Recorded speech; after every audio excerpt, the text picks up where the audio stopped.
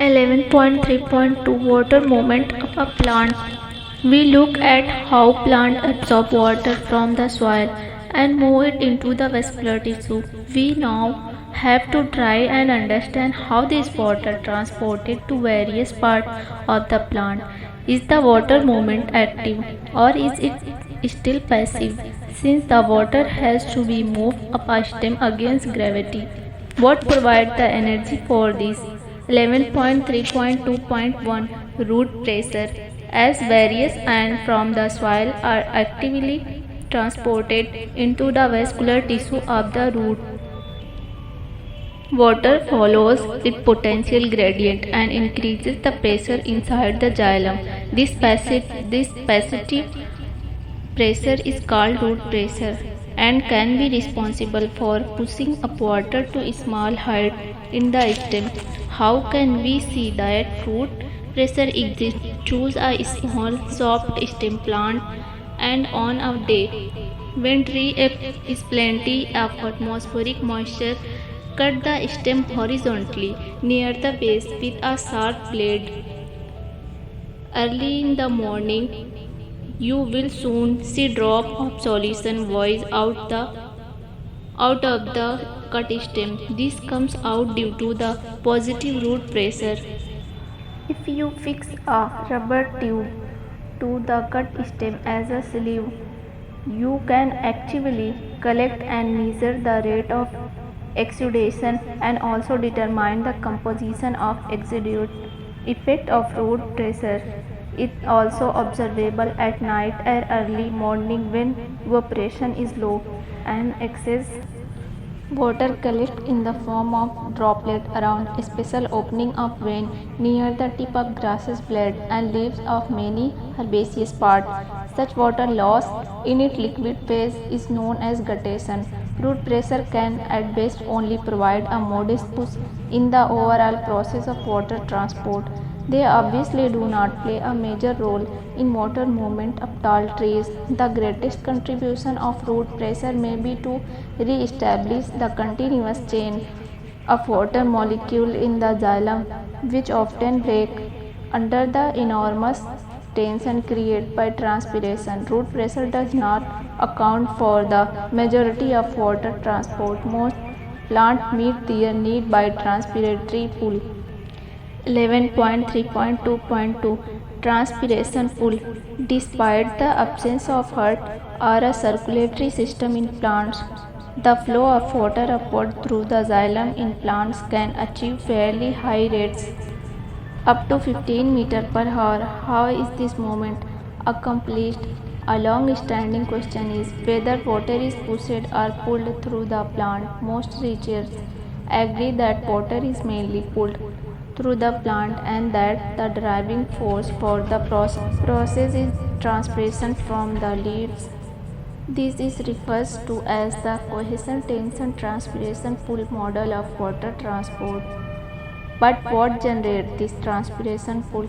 Water is transient in plant. Less than 1% of the water reaching the leaves is used in photosynthesis and plant growth. Most of it is lost through the stomata in the leaves. This water loss is known as transpiration.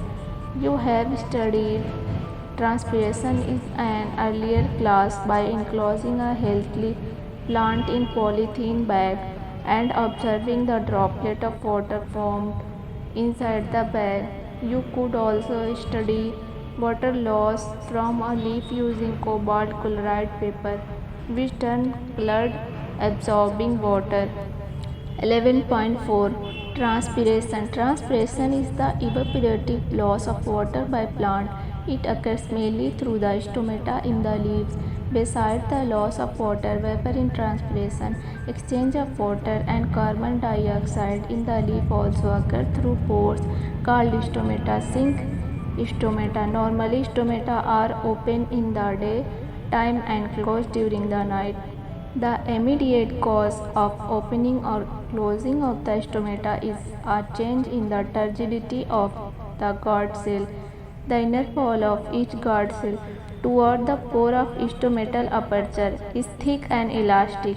When turgidity increases with it, The two guard cells flanking each stomatal aperture are pore. The thin outer walls bulge out and force the inner walls into a senescent shape. The opening of the stomata is also added due to the orientation of the microfibril in the cell wall of the guard cell. Cellulose microfibrils are orientated radially rather than longitudinally, making it easier for the stomata to open. When the guard cell lost turgor due to the water loss or water stress, the elastic inner walls regain their original shape. The guard cell become flaccid and the stomach closes. Usually the lower surface of a dorsoventral, often dicotyledonous leaf has a greater number of stomata, while in an isobilateral, often monocotyledonous leaf they are about equal on both surfaces. Transpiration is affected by several external factors: temperature, light, humidity, wind speed. Plant factors that affect transpiration include number and distribution of stomata, percent of open stomata, water status of the plant, canopy structure, etc. The, the transpiration driven ascent of xylem shape depend mainly on the following physical properties of water: cohesion, mutual attraction between water molecules; addition, attraction of water molecules to polar surface, such as the surface of tertiary element; surface tension, water molecules are attracted to each other in the liquid phase more than to water in the gas phase. These properties give water high tensile strength, an ability to resist a pulling force, and high capillarity. The ability to rise in thin tube in plants. Capillarity is added by the small diameter of a tertiary element, the tracheids and vessel element. The process of photosynthesis requires water. The system of xylem vessel from the root to the leaf vein can supply the needed water. But what force does a plant use to move water molecule into the leaf parenchyma cell where they are needed? As water evaporates through the stomata, since the thin film of water over the cells is continuous, it results in pulling of water molecule by molecule into the leaf from the xylem. Also, because of lower concentration of water vapor in the atmosphere as compared to the substomatal cavity and intracellular spaces, water diffuses into the surrounding air. This created a pull. Figure 11.9. Measurement revealed that forces generated by transpiration can create pressure sufficient to lift a xylem-sized column of water over 130-meter high. 11.4.1 Transpiration and photosynthesis, a compromise. Transpiration has more than one purpose. It creates transpiration pool for absorption and transport of plants, supplies water for photosynthesis, transport mineral from the soil to all parts of the plant, cool leaf surfaces, sometimes 10 to 15 degrees by evaporative cooling, maintain the shape and structure of the plant by keeping cell turgid. An actively photosynthesizing plant has an insatiable need for water. Photosynthesis is limited by available water, which can be swiftly depleted by transpiration. The humidity of rainforest is largely due to the vast cycling of water from root to leaf, atmosphere, and back to the soil. The evolution of the C4 photosynthetic system is probably one of the strategies for maximizing the availability of carbon dioxide while minimizing water loss. C4 plants are twice as efficient as C3 plant in terms of fixing carbon making sugar. However, a C4 plant loses only half as much water as a C3 plant for the same amount of CO2 fixed. 11.5 Uptake and transport of mineral nutrition. Plants obtain their carbon and most of their oxygen from carbon dioxide in the atmosphere. However, their remaining nutritional requirements are obtained from mineral and water for hydrogen in the soil. 11.5.1 Uptake of minerals iron. Unlike water, all minerals cannot be passively absorbed by the root. Two factors account for this. 1. Minerals are present in the soil as charged particle iron which cannot move across cell membrane, and 2. The concentration of mineral in the soil is usually lower than the concentration of mineral in the root. Therefore, most minerals must enter the root by active absorption into a cytoplasm of epidermal cells. These need energy in the form of ATP. The active uptake of iron is partly responsible for the water potential gradient in roots and therefore for the uptake of water by osmosis. Some iron also move into the epidermal cell passively. Iron are absorbed from the soil by both passive and active transport. Specific protein in the membrane of root hair cell actively pump iron from the soil into the cytoplasm of the epidermal cell. Like all cells, the endodermal cell have many transport protein embedded in their plasma membrane. They let some solid cross the membrane, but not other transport protein of endodermal cell are control point where a plant adjusts the quantity and type of solute that reach the xylem. Note that the root endodermis, because of the layer of suberin, has the ability to actively transport iron in one direction only. 11.5.2 Translocation of minerals ions. After the ions have reached xylem through active or passive uptake or a combination of the two, their further transport up the stem to all part of the plant is through the transpiration stream. The chief sink for the minerals element are the growing region of the plant, such as the apical and later meristem, young leaf developing flowers, fruits and seed, and the storage organ. Unloading of minerals ions occur at the fine vein ending through diffusion and active uptake by these cells. Minerals ions are frequently remobilized, particularly from older senescent parts. Older dying leaves export much of their mineral content to younger leaves. Similarly, before leaf fall in deciduous plant, minerals are removed to other part. Elements most readily mobilized are phosphorus, sulfur, nitrogen, and potassium. Some elements that are structural components like calcium are not remobilized.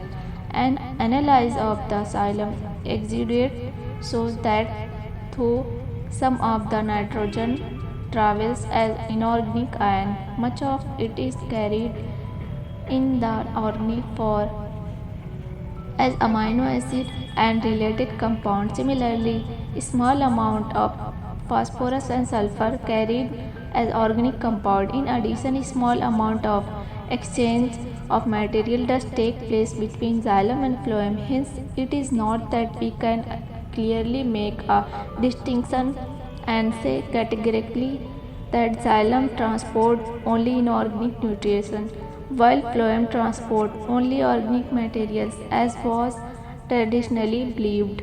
11.6 Phloem transport. Flow from source of sink. Food, primarily sucrose, is transported by the vascular tissue phloem from a source to a sink. Usually the source is understood to be that part of the plant which synthesizes the food, the leaf, and sink the part that need or store the food.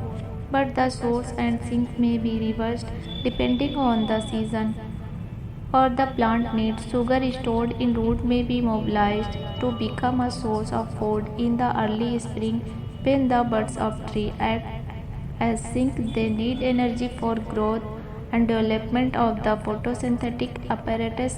Since the source-sink relationship is variable, the direction of movement in the phloem can be upward or downward bidirectional. This contrasts with that of the xylem, where the movement is always unidirectional, upward. Hence, unlike one-way flow of water is transpiration, food in phloem sac can be transported in any required direction so long as there is a source of sugar and zinc able to use, store or remove the sugar. Phloem sap is mainly water and sucrose, but other sugar hormones and amino acid are also transported or translocated through phloem.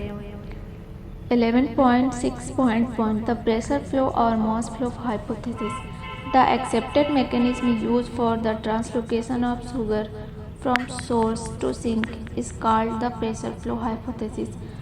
Figure 11.10 As glucose is prepared at the source by hypothesis, it is converted to sucrose or disaccharide. The sugar is then moved in the form of sucrose into the companion cell and then into the living phloem sieve tube cells by active transport. This process of loading at the source produces a hypotonic condition in the phloem. What in the adjacent xylem moves into the phloem by osmosis.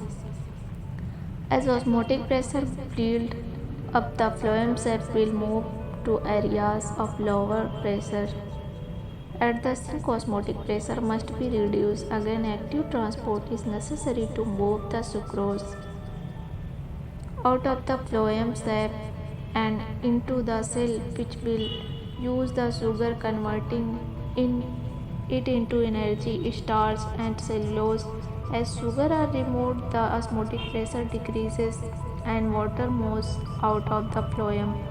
To summarize, the movement of sugar in the phloem begins at the source, water, where sugar are loaded, actively transported into a sieve tube. Loading of the xylem sets up a water potential gradient that facilitated the mass movement in the phloem. Phloem tissue is composed of sieve tube cells which form long column with hole in their end wall called sieve plate. Cytoplasmic strands pass through the holes in the sieve plate, so forming continuous filament. As hydrostatic pressure in the phloem sieve tube increases, pressure flow begins and the sac moves through the phloem. Meanwhile, at the sink, incoming sugar are actively transported out of the phloem and removed.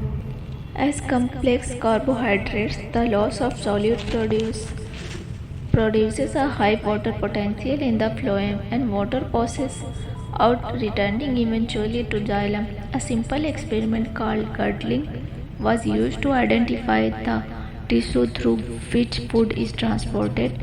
On the trunk of a tree, a ring of bark up to a depth of the phloem layer can be carefully removed. In the absence of downward movement of food, the portion of the bark above the ring on the stem becomes swollen after a few weeks. This example experiment shows that phloem is the tissue responsible for translocation of food, and that transport takes place in one direction toward the root. This experiment can be performed by you easily. Summary: Plant obtain a variety of inorganic element iron and salt from their surrounding, specifically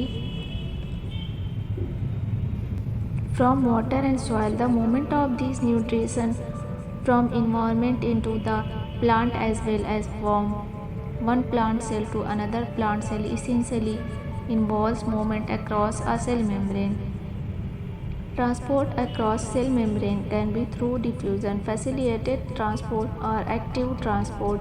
Water and minerals absorbed by root are transported by xylem, and the organic material synthesized in the leaves is transported to the other part of the plant through phloem. Passive transport, diffusion, osmosis, and active transport are the two modes of nutrition transport across cell membranes in living organisms. In passive transport, nutrition moves across the membrane by diffusion, without any use of energy, as it is always down the concentration gradient and hence entropy driven. This diffusion of substances depends on their size, solubilities in water or organic solvent. Osmosis is a special type of diffusion of water across a semi-permeable membrane, which depend on pressure gradient and concentration gradient. Inactive transport energy in the form of ATP is utilized to pump molecules against a concentration gradient across membranes. Water potential is the potential energy of water which help in the movement of water. It is determined by solute potential and pressure potential. The behavior of the cells depends on the surrounding solution.